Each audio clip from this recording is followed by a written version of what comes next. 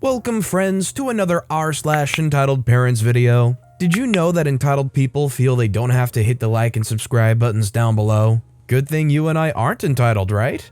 That said, our first story of the day is by MoltenMint3422, entitled Mom Tries to Break Into My House. For some context, I'm female, 20, and I work as a cashier at a nearby grocery store. My neighbor, entitled Mother, and her son, not entitled, are people I don't see much. However, I see the son more than the entitled mother as we became friends when I moved in. The son was 17, and in a few days it would be his birthday, and I got him the book he'd been wanting for a while and other stuff along with some snacks. You know, the usual stuff.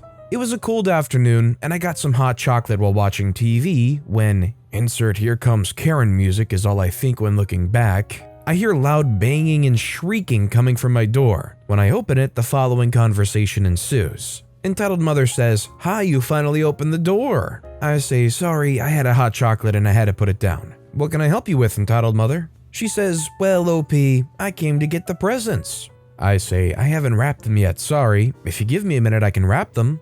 I couldn't even finish that phrase till this shriveled voice said, "You don't have to wrap keys to my son's new house." I say, "What?" I'm confused. Entitled Mother groans and tries to step inside, but I keep in the way of the door, kinda scared, because a grown butt woman who doesn't seem like she would hesitate to beat me up was trying to step inside. She says, "Are you deaf? Get the keys to my son's house." I say, "I think you have it wrong. I don't have keys to any other house but this one." She says, "I know, because you're poor. I mean, get the keys to this house you agreed to give them." Then she gets her phone and shows an obviously edited screenshot of me saying yes, and at that point I was fed up and just slammed the door in her face, and I was happy with myself when I walked inside, hearing loud screaming and banging outside, but after a few minutes it was quiet again. Now, I'm a night owl and I read a lot, losing track of time, so I checked the time on my phone after reading a few chapters of a book I was reading, and it was around midnight, so I decided to call it a night when I hear something odd outside. Now, in my house, my bedroom's on the front side of my house towards the right, so I can pretty much see my whole front yard. So when I look out, I'm mortified to see a figure at my door, and it looked like they were trying to wedge my door open, and I was super scared. I had never been in a situation where I needed to call the police, but I wasn't sure if I should. But when I saw they were clearly succeeding in opening my front door, I decided it was kinda needed to call the police, so I grabbed my phone and called the police.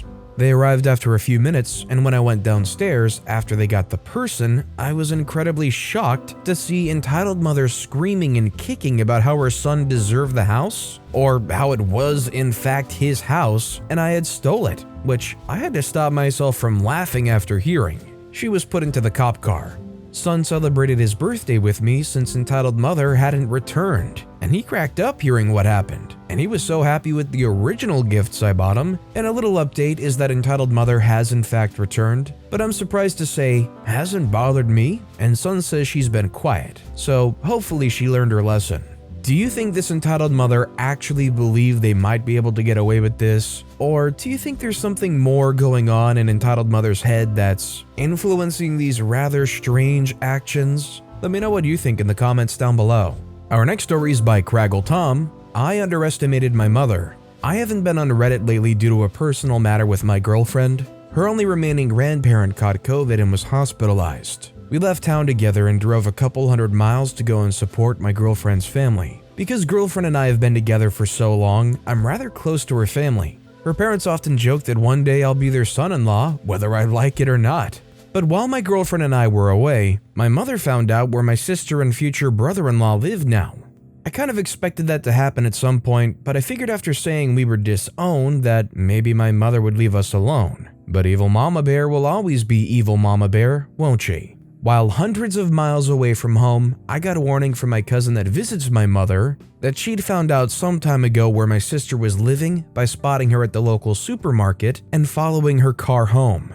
Apparently, evil Mama Bear just didn't say anything to anyone that she knew for a while, but let it slip to my cousins that she knew and was giddy about getting her daughter back, as she supposedly put it.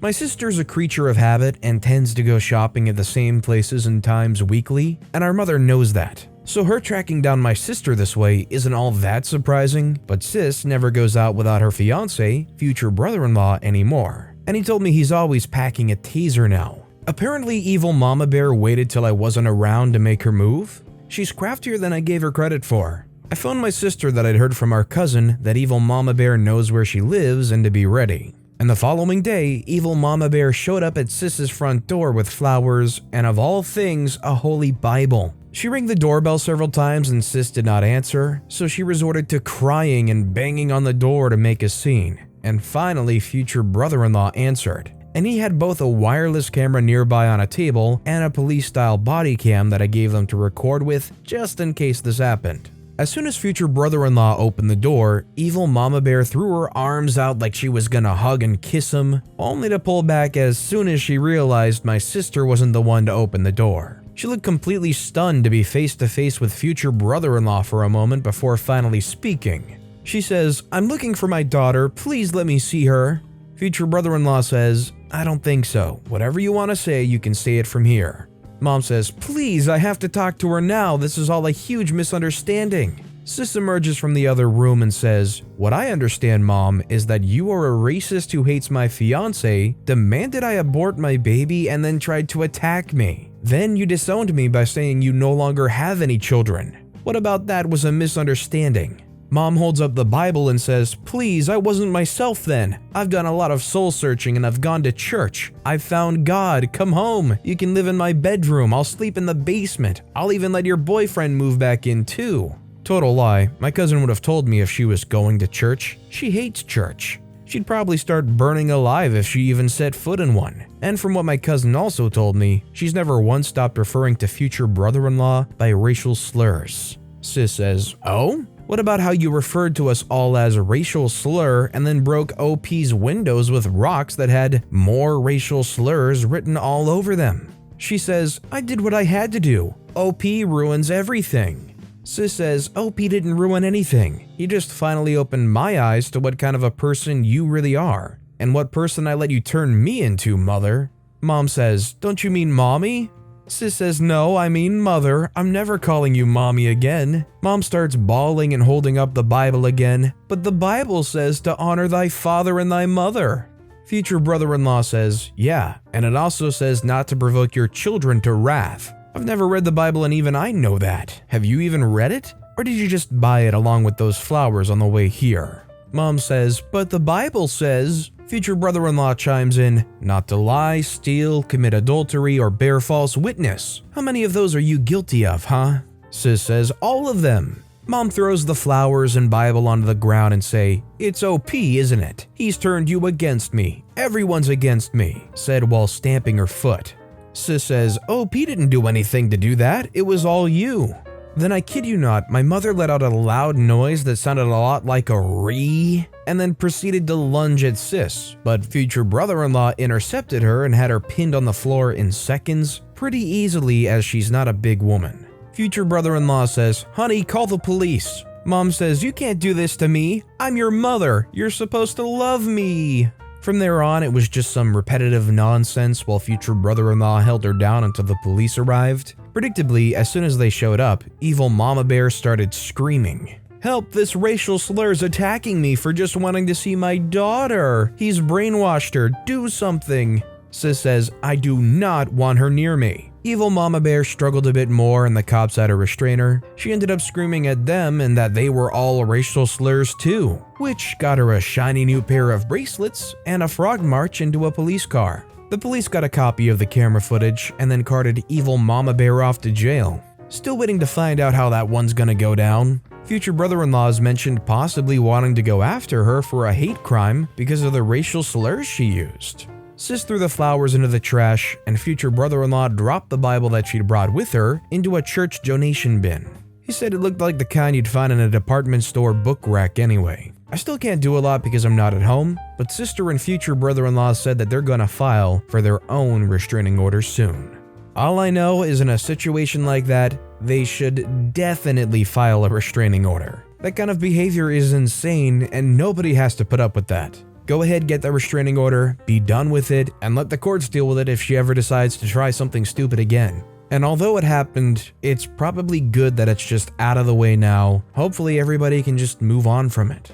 This next story is by Mulan Hao. Entitled Mother wants me to give her my Nikes, which was a gift from boyfriend. My long-distance relationship boyfriend and I are both into fitness and I needed new workout shoes, so he bought me Nikes as a gift. My mom saw and she got mad that he was spending money on me instead of saving for the future. She tells me I have too much stuff to bring when I move out in a few months. I'm moving internationally, hence the luggage limit. She says to me, "You already have so many shoes and stuff to bring, you can just give me the Nikes." Oh heck no. She thinks she can have my Nikes from my boyfriend? No way.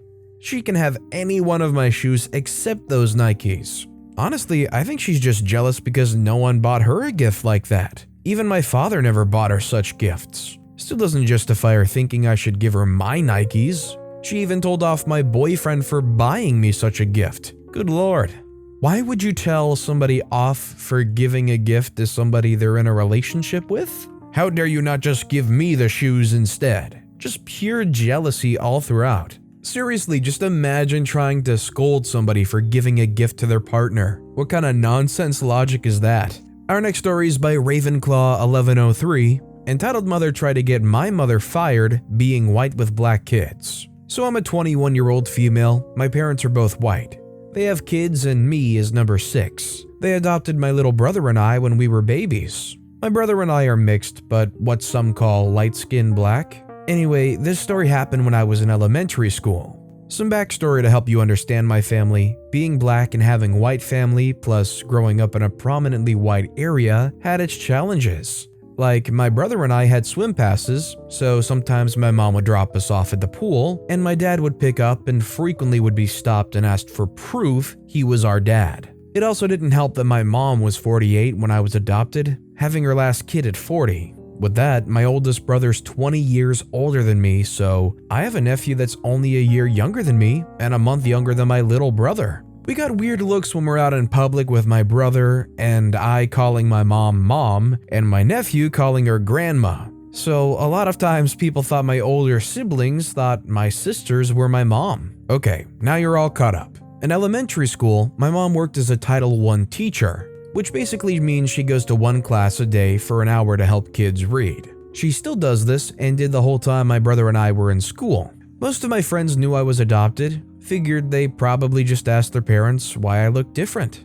Well, one day when I was about in 4th grade, my mom came in the class. It was the first time for the school year, so people didn't know she was my mom. I had a bad headache, so when she came in, I was relieved and shouted excitedly, "Mommy, can I have some medicine?" Some kids looked confused, but before I could explain, Entitled Kid stated, "Sometimes when a white woman and a black man make a baby, it comes out black." I was shocked, and as a little kid, I didn't know how to respond, so I didn't. I went over to my mom and she gave me medicine she had in her bag. Cue Entitled Kid, "I need some medicine too."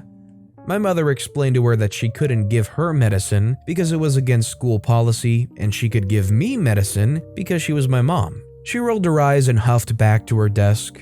We thought that was the end of it till the next morning. Each morning, all the Title I aides would meet up in the library to organize their stuff and chit-chat. I would come and sit with them a lot because I would get bad earaches from being outside. That's when Entitled Mother comes in. "You must be the racial slur lover." All the aides' mouths dropped. I didn't know what that word meant at the time, but I could tell it was bad because of everyone's face. My mother told her not to use that language in front of me. The Entitled Mother rolled her eyes and began to demand to know why she wouldn't give her daughter some medicine if she was giving me some. My mother explained again. Then the Entitled Mother said, "So because you chose a racial slur and made a child, they get medical help over my baby?"